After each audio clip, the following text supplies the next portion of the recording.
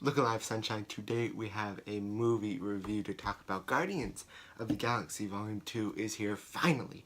After a very long time, 2017 movies are finally kind of just start picking up. They always pick up during the summer, that's just how it goes. Summer blockbusters always mean superhero, sci-fi, fantasy, whatever. So today we are talking about my full review of Guardians of the Galaxy Volume 2. Careful for spoilers, by the way, because everybody's seen it by now, so this is a spoiler review. So just like, if you haven't seen it, add this to your watch later and come back and watch it after you're done seeing it.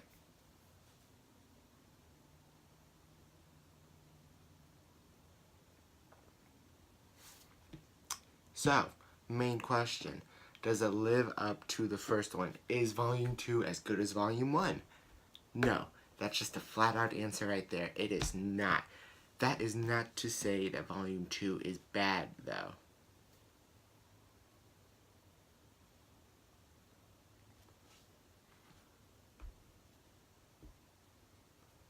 Volume 2 was everything that Volume 1 was, but Volume 1 also had the fun, the wonder, and the discovery of a first film in the series.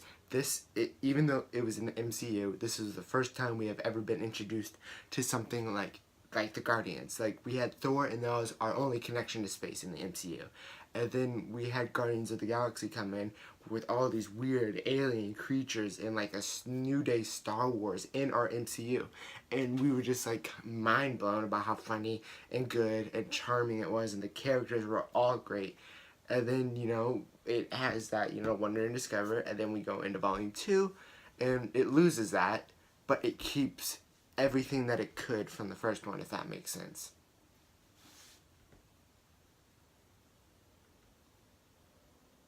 So that being said, my review is I liked it. I fucking liked it. I liked the humor, I liked the plot, I liked everything. But that is not to say that it doesn't have flaws.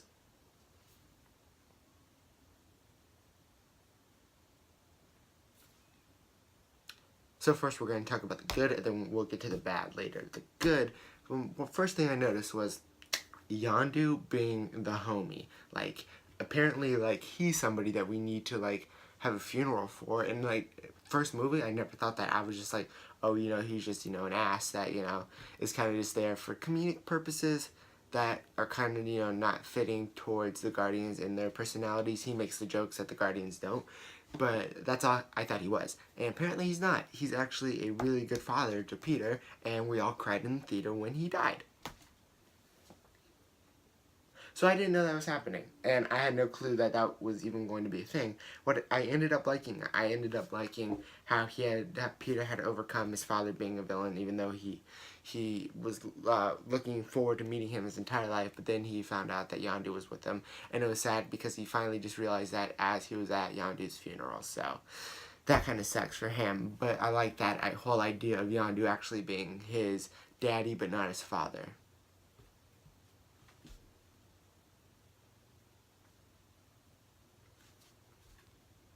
Now let's talk about the obvious thing.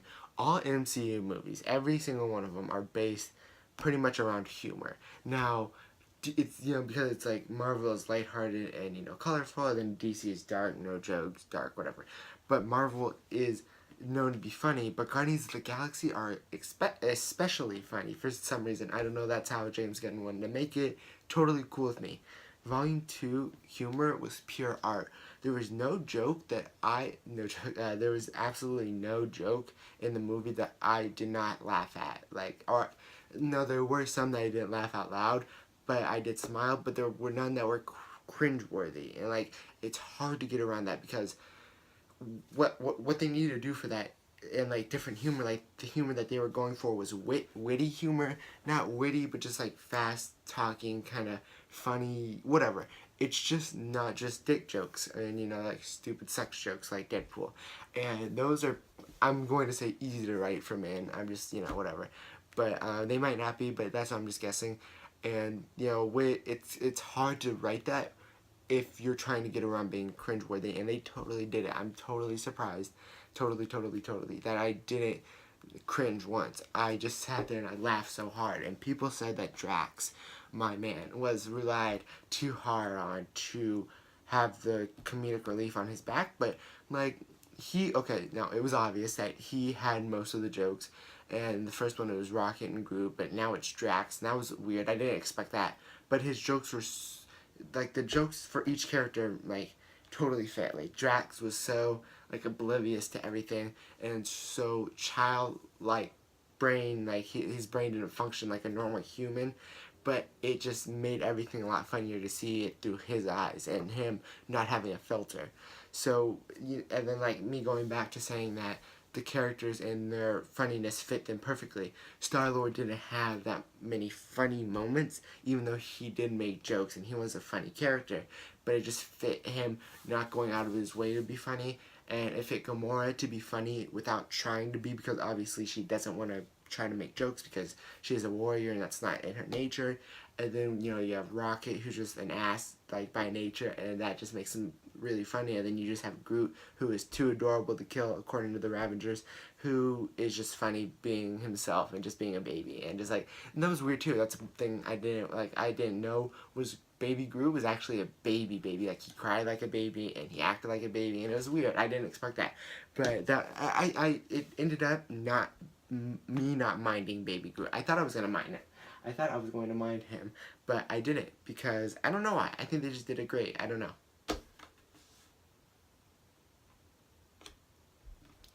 Another good thing that it brought into the MCU were ideas.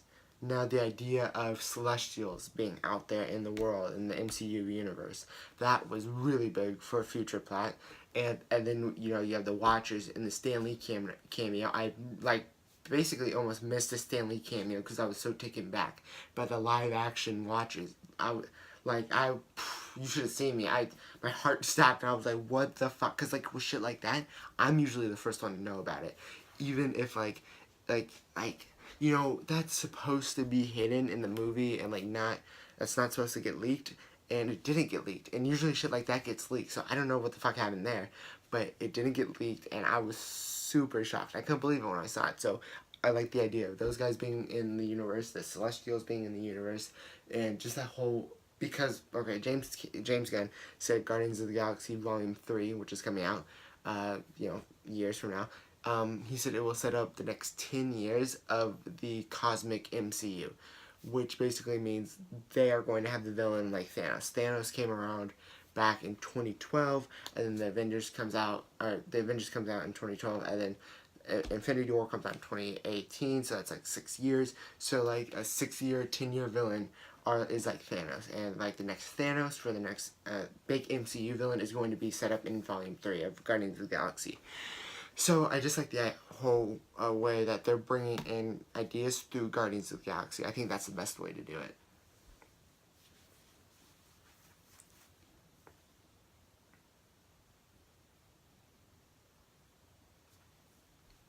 Let's get on to the disappointing. And this is hard for me to talk about because I disagree with all of it. I disagree with all the disappointing stuff, basically. Now, some say that they didn't like it because it wasn't connected. Everybody likes the movie. Everybody likes the film. Nobody is denying that they don't. The problems that they have with it, it's not like Batman v Superman, where they just straight out hate the film. They like the film of Guardians of the Galaxy, but they just have some problems with it, which is understandable for people. I do the same shit. But they didn't like that it wasn't connected to the MCU that much. The only really connection that we had was Nebula going after Thanos, and that was really the only name drop. If it wasn't for that, we wouldn't really know it was an MCU movie if we weren't straight fans of the series. We would have just thought it was a sequel of the first one. So I don't know, maybe that's something to be worried about. Not worried about, but just something to not to disagree with. But there's so much other cool and funny shit that in the movie that just kept my mind busy, and I was just oh yeah, they didn't mention Infinity Stones, and oh wow, every single movie it mentioned the Infinity Stones, so it's okay, one didn't.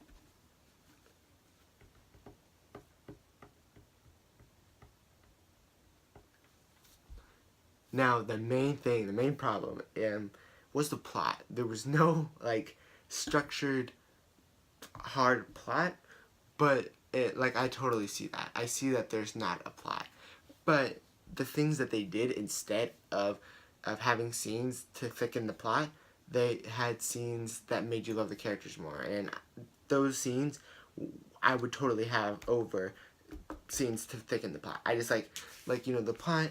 It's like they didn't spend time on that. They spent time on the Guardians doing shit. Shout out to Emergency Awesome for saying that, because that's what I heard him say, and I totally agreed with that. I just blew my mind. I was like, that's true, and I totally see that. So I like that. I didn't mind it. I didn't like it. I would obviously like to have all the scenes, some perfect movie where all the scenes fit together, and I get all those, and I get a dope ass plot. But that's not what I got, and I would totally sacrifice the plot. And just like I said, the things that they were doing, the little bits in between, Groot trying to get Yondu's fin, that was 5 minutes of just that, and that was just pure funniness. That was totally worth it to give up 5 minutes of more ego, and more him setting up a relationship with Peter, and more learning his backstory and why he wants to do it, whatever. But that's the only problem, and that's my only problem with the movie, is that there wasn't any plot. But like I said, it didn't bother me. So really, it was a 99 out of 100% movie.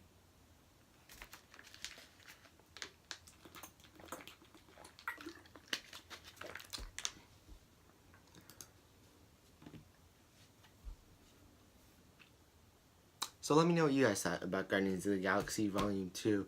And I can just tell I'm slurring those words so hard. Guardians of the Galaxy Volume 2. I don't know what the fuck's wrong with me.